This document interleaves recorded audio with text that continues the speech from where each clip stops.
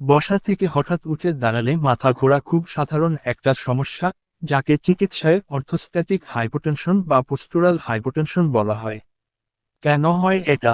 বসা বা অবস্থা থেকে দাঁড়ালে মাধ্যাকর্ষণের কারণে রক্ত পায়ের দিকে জমে যায়। ফলে মস্তিষ্কে কিছুক্ষণের জন্য রক্তচাপ কমে যায় এবং অক্সিজেন কম পৌঁছায়, যার ফলে মাথা ঘোরা, চোখে ঝাপসা দেখা বা দুর্বল লাগে। এটা সাধারণত কয়েক সেকেন্ড থেকে কয়েক মিনিট স্থায়ী হয় এবং বসে পড়লে ঠিক হয়ে যায়। সাধারণ কারণগুলো: পানিশূন্যতা, ডিহাইড্রেশন, কম পানি খাওয়া, ঘাম হওয়া বা ডায়রিয়া, দীর্ঘক্ষণ বসে বা শুয়ে থাকা, বিছানায় দীর্ঘদিন থাকলে বা অসুস্থতার কারণে, ওষুধের পার্শ্বপ্রতিক্রিয়া, রক্তচাপের ওষুধ, ডায়াবেটিসের ওষুধ বা অন্য কিছু। বয়স বাড়ার সাথে বয়স্কদের মধ্যে বেশি হয়, কারণ রক্তনালীগুলো কম নমনীয় হয়।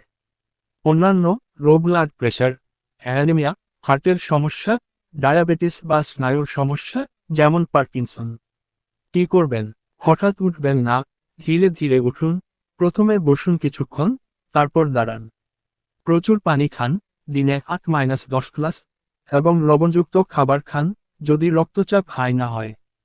খাওয়ার পর বা গরমে বেশি সাবধান। পায়ের মাসল চেপে ধরে উঠলে রক্ত প্রবাহ ভালো হয়। যদি এটা ঘন ঘন হয়, দীর্ঘস্থায়ী হয়, 15 সেকেন্ডের বেশি, অজ্ঞান হয়ে যান বা পড়ে যান, তাহলে অবশ্যই ডাক্তার দেখান। এটা কোনো গুরুতর সমস্যার, যেমন হার্ট বা স্নায়ুর রোগ, লক্ষণ হতে পারে। আমি ডাক্তার নই, এটা শুধু সাধারণ তথ্য। সঠিক পরামর্শের জন্য চিকিৎসকের কাছে যান।